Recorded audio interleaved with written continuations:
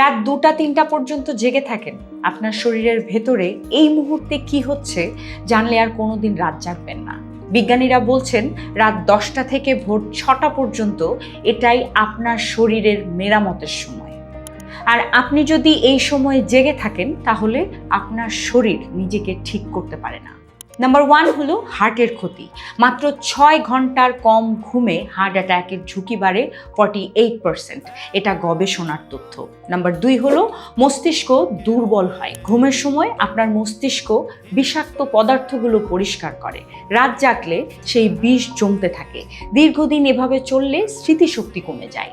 Number 3 হলো মুটিয়ে যাওয়া বা মোটা হয়ে যাওয়া। দেরিতে ঘুমালে আপনার শরীরে ক্ষুধার হরমোন বেড়ে যায়। রাতে খিদে পায়, তাই রাতে বেশি খেয়ে ফেলেন। ফলস্বরূপ আপনার ওজন বেড়ে যায়। এটা আপনার দোষ নয়, এটা হরমোনের খেলা। আর সবচেয়ে ভয়ের কথা কি, এই ক্ষতি ধীরে ধীরে হয়, আপনি বুঝতেও পারবেন না। কিন্তু যতক্ষণে বোঝেন ততক্ষণে অনেক দেরি হয়ে যায়। এখন আমার প্রশ্ন আপনাদের কাছে, আপনারা রাতে কয়টায় ঘুমান? সৎভাবে কমেন্টে লিখুন, উত্তর আমি দেব।